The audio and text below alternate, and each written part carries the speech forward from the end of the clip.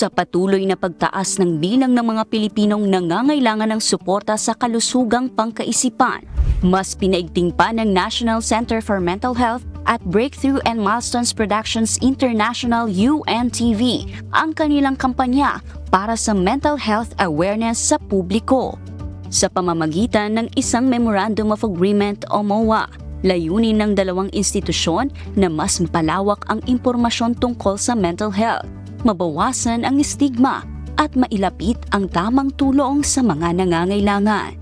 Sobrang mahalaga po sa amin na sobrang nagpapasalamat nga kami talaga sa UNTV for this partnership. Dahil sa pamamagitan ng partnership na ito, naniniwala kami na mas lalawak yung reach natin. Sabi nga ni Ma'am Lynn kanina, yung lahat ng platforms na meron tayo sa UNTV, para maabot yung ating mga kababayan na nangangailangan ng impormasyon, whether tamang impormasyon tungkol sa mental health or kung papaano nila ma-access yung serbisyo or tulong na binibigay ng ating government and even yung mga private institutions natin na nakasuporta para isulong, para i-promote yung mental health. Binigyang diin ng mga kinatawan ng mga naturang institusyon na mahalagang maipaalam sa publiko na normal at mahalaga ang paghingi ng tulong at hindi dapat ikahiya ang paglapit sa mga eksperto kapag nakararanas ng matinding stress, anxiety, depression o iba pang problemang emosyonal kaugnay ng mental health concerns. Ipinaalala rin ng National Center for Mental Health na maaaring maging libre ang serbisyo sa pamamagitan ng mga programa para sa mga kababayang walang kakayahang makapagbayad upang mas marami ang makatanggap ng kailangang tulong. Government facility. Ang serbisyo na pinaprovide namin ay libre para sa ating mga kababayan. Sa tulong ng mga programa at saka ng ilang mga mekanismo ng ating gobyerno katulad ng zero balance billing, ng PhilHealth, meron din tayong sa pamamagitan ng malasakit, maaaring maging libre po.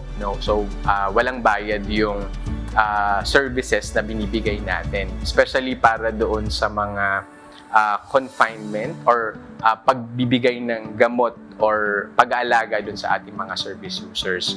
Ayon naman kay Dr. Noel V. Reyes, Medical Center Chief 2 ng National Center for Mental Health, patuloy ang kanilang pagpapalawak ng serbisyo upang matiyak na makarating ang tulong at konsultasyon sa mga nasa malalayong komunidad.